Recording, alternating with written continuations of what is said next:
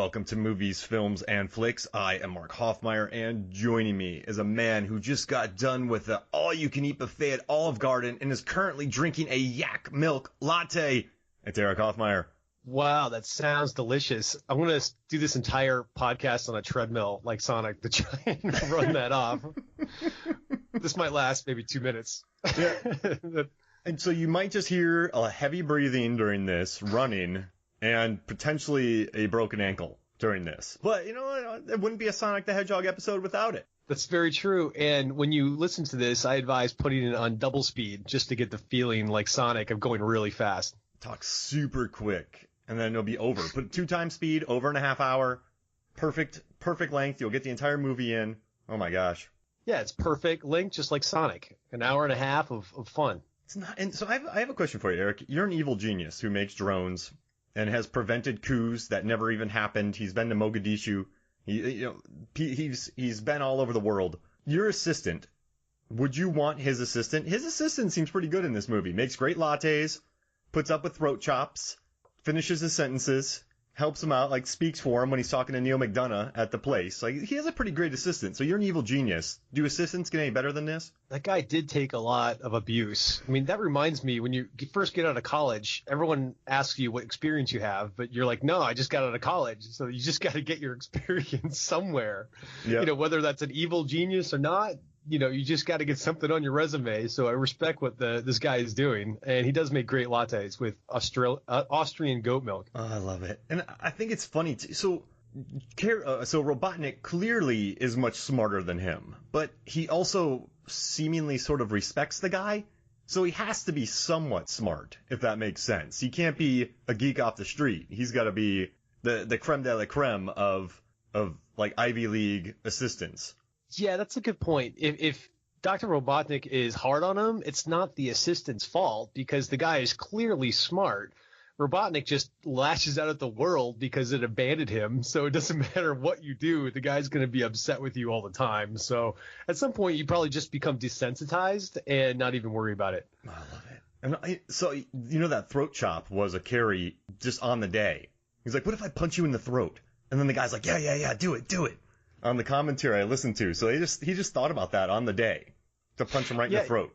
Well, he went for the high five, and the guy fell for it, and then he took the throat shot. Oh. And he's like, don't let your guard down. Makes me so happy. And so this is really random, too. They were doing an interview with Ben Schwartz, the voice of Sonic in this movie, earlier in the year.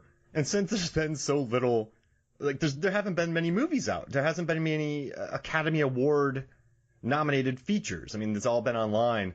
So someone went, what if Jim Carrey gets nominated for Best Supporting Actor for Dr. Robotnik? Am I crazy for thinking that's a possibility? I'm crazy. I don't think you're crazy. I think it's a good move. It's just not realistic. Yeah, there it is. I think we will want to see it.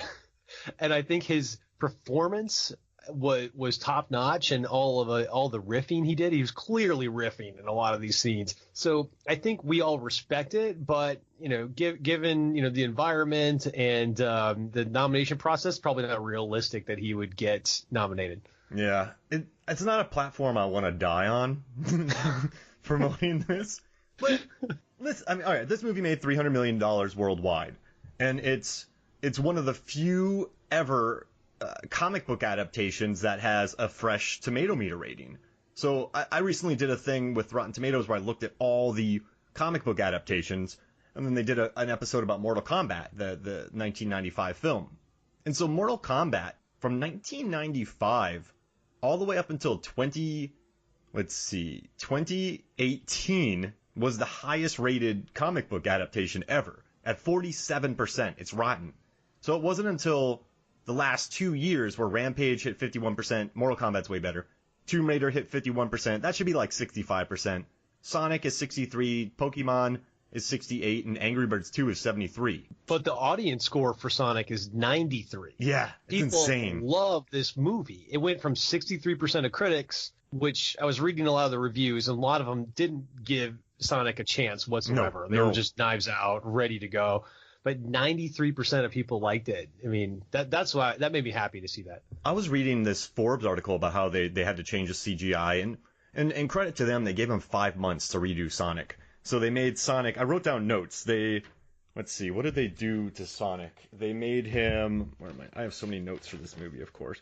They gave him less teeth, bigger eyes, bit more face details, added gloves, new shoes, textured hair. They altered his coloring. They made him less muscular, shorter, and more cartoonish. That's how they had to change him. But in other words, a complete redo. Complete. And I was reading Forbes, man, and they were just like, I don't see a way this movie will work. This movie's going to be shit. Oh, crap. I just want to watch this movie to see how bad it is with this uncanny valley of these eyes. So I do think people had their knives out. And a critic I love, I'm not going to say the name, but they were complaining that Sonic just spends the majority of this time in a car. But this movie, man, this movie has, what, an $85 million budget, and maybe it got a little bit bigger with reshoots? That's nothing in a day and age where a CGI character is on screen for 85% of the runtime. So, I mean, it's a low-budget movie. You can't have Sonic running the entire time, because that's really expensive. Put him in a car. Then, you know, a bunch of those movies in a car on an abandoned highway, they just locked off the entire highway. No cars. They didn't want to pay for that. They're just like, screw it. We're not even letting cars go by. Have a good chase gag, talk in a car, and you save your budget for the big scenes. And so I think they handled their budget really well, and I have no problem with Sonic sitting in a car. He wants a buddy, and he's hanging out with James Marsden. Well, it's not just sitting in the car. There are all these funny gags, like Sonic runs to the Pacific Ocean, comes back with a fish on his head. Yeah, he steals from a gift shop. I'm wet. I have a fish on my head. There's other gags, like he goes to the giant rubber ball store, and that shows us that Sonic's just a kid wanting to have fun. Mm-hmm. It had the action sequence with the robot giving birth to another robot, and then another robot. Oh, I love that scene. The Russian dolls robots. Oh, that was so good. And it wasn't just the scene in the car. It was advancing the plot line and building this relationship between the two. And I don't know why I started this, but we started doing Starship Troopers because of the Honest trailer that just came out. We talked about it. When you can go listen to it now. And I listened to the Honest trailer of this, and they were kind of ragging on it, but then they just went, but it's a really good kids movie. And then they did a Q&A with the director, one of the screenwriters, afterwards. And they did a Q&A, and a lot of it was kids. We're talking 6, 7, and they're like, why isn't Tails in the whole movie? Is there going to be a sequel? Who are these people? Why isn't Robotnik fat? And that's the audience, man, and they got it. Like, they didn't make this for 35-year-old grumpy film critics. Like, kids are to watch this movie. Yeah, I'll say my kids love this. They can watch it over and over again. And I love what you said on, I think it was the Teenage Mutant Ninja Turtles podcast that you did, the originals from the 90s, about how they respected kids in the movie. There were no innuendos. There was no really crass humor here. There wasn't, anything relationship or sexual or anything along those lines. They respected kids. And we can put this movie on and have complete faith that it's good, wholesome entertainment for the kids. And there's some good bits for the adults, too. I mean, anytime Adam Holly's in a show, Wade, as the assistant cop, like, anytime he's around, that's amazing. When he's like, are you guys Men in Black? And then they all leave one in one. And then the great bit with Crazy Carl, I think his name is. It's the Blue Demon that I did not just make up because now you see him and everyone knows that I have not been lying for all these years. Crazy Carl, they should call him Observant Carl. Yeah, so there's enough. They build on solid little gags in this movie, and even Robotnik. Like, just watching Jim Carrey. This sounds weird, but back in form. Like in Wonderful Mr. Burt Stone and a few other movies, he just, I don't know, something felt a little off, right? He was trying to be Jim Carrey or a character, but in this one, he nailed Robotnik. He said that someone left the gates open and the Mustangs were loose. He had full range to do this, and I saw some interviews where he would think of funny ideas for Dr. Robotnik, and he would tape up these signs around his area where he lived in his trailer, and just in case it went into his subconscious while he was delivering his lines, great, and if not, whatever. But he had so much fun doing this movie. You can totally tell. He was all in, and I think the most shocking thing to me, going back to the redo on the animation, is they didn't have to reshoot anything with Carrey. They didn't have to reshoot any of the voiceovers from Ben Schwartz, who's brilliant. It was all the animation. Everything else around it was perfect, except for that one animation part. So to me, that's really amazing of how well that they did this. It's one of the most congenial commentaries I've ever listened to between Ben Schwartz and Jeff Fowler. So this is Jeff Fowler's debut as a director. He was nominated for an Academy Award for a short because he worked with Tim Miller who is the director of Deadpool and a few other movies. He worked at a visual effects house, and my notes are here somewhere. But yeah, so he worked with Tim Miller. Tim Miller handpicked him to direct this. And for a first-time director, of course they storyboarded it. He had Tim Miller there to guide him, who has made several blockbusters. But yeah, I mean, I don't know, it's all good. They made good decisions on this movie. I dig it. And I guess talking about them is, this guy made the step into first-time directing, but he had been dealing with animation for so long in visual effects. All you do is storyboard and visualize. So maybe his people skills, that might be kind of bad as a director. And I mean, once you get on set, it's a different world. You hate life. It's terrible. It's a tough job. But at least he knew how to storyboard and prep and get the CGI, and he got the best performances. And I read that the production went from mid-September to mid-October. And that's crazy to think that they only shot for a month on this movie. Oh, that's it? Yeah, that's what it said on Wikipedia. I looked on IMDb and I looked at other things. But it seems longer, right? Because that's a month shoot. They moved fast. I don't know if I buy that. I don't know. It just seemed weird that it was a month-long shoot. If it was a month-long shoot, this guy needs a raise, this director. Because, I mean, the car stuff probably didn't take long, right? Sitting in the car chatting. The bar scene had to take a lot of preparation, right? Yeah, or they probably could have shot some things concurrently, because there were a lot of scenes with Dr. Robotnik when he wasn't around Sonic or Marsden. And there's a lot of plates, too, like the baseball field at night. So maybe they just had the actors for a month, because Sonic running around on his home planet and then on the streets of San Francisco, he just need to get a camera and get a plate and then insert that stuff. And I guess the highway scene couldn't be too bad. Their second unit with the car chases, they probably shot concurrently during that, because you're not going to have Marsden in there. But I don't know, if this is true, let's say they started early September, end of October.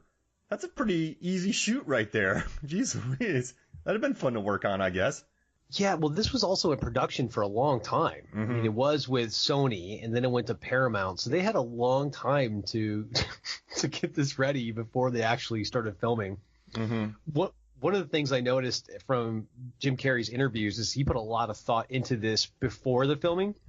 He built the entire backstory for Robotnik that wasn't there. So he's looking at this guy who wants to be a robot, who's lashing out at the world because the world abandoned him for being an orphan. Yeah, he had this thanks for rubbing that in. That's a great line. You know what the best part of that line is? Marsden and Carrey were in this ridiculous conversation where Carrey says, "I was spitting out math formulas before you were spitting up formula." And then Marsden says, "I was breastfed," all indignantly, which is a ridiculous thing to tell anybody. And then Carrey says, "Well, rub that into my orphan face." So they use this ridiculous conversation about breastfeeding and formula to help advance and tell people Jim Carrey's backstory, which I think is much more smart than having to go through this long dialogue about where he came from. They just worked it into this ridiculously it was funny, that conversation between the two of them and to advance the background. Chum. He calls him, "Hey, hello, my rural chum." He's like, "Oh, is that Dentist Tim?" And he's like, "No, I'm with Dentist Rob." Yeah, whenever Marsden has the chance to just stick it to him, he does it. I love it. He really does, too, doesn't he? And then his wife starts getting in shots later on, too. Yeah, she made fun of his flight suit. Yeah. And they're just kind of hanging out on a building talking to him. And sorry, I interrupted you about Robotnik, what you said you kind of loved about him. Oh, I love how he had Carrey built the entire backstory for Robotnik. Mm-hmm. And they never really got into it. From the game, that it's this crazy guy who loves machines, but the nice part about it is it gave him that chance to really invest in the character, build his backstory, really identify with him. And so, yeah, I could tell that Carrey put a lot of work into this, too, like thinking about the character as well as all the riffing he did. Maybe that's why the shoot could have moved quick. I mean, you have him on there knowing who the character is. I mean, Marsden, he could knock these lines out in 2 takes. Nothing in this movie that Marsden did. And that's not a knock on him, but this is just, he could do this in his sleep, right? He's done these kind of movies before. Yeah, you're right. Actually, all the actors have. I mean,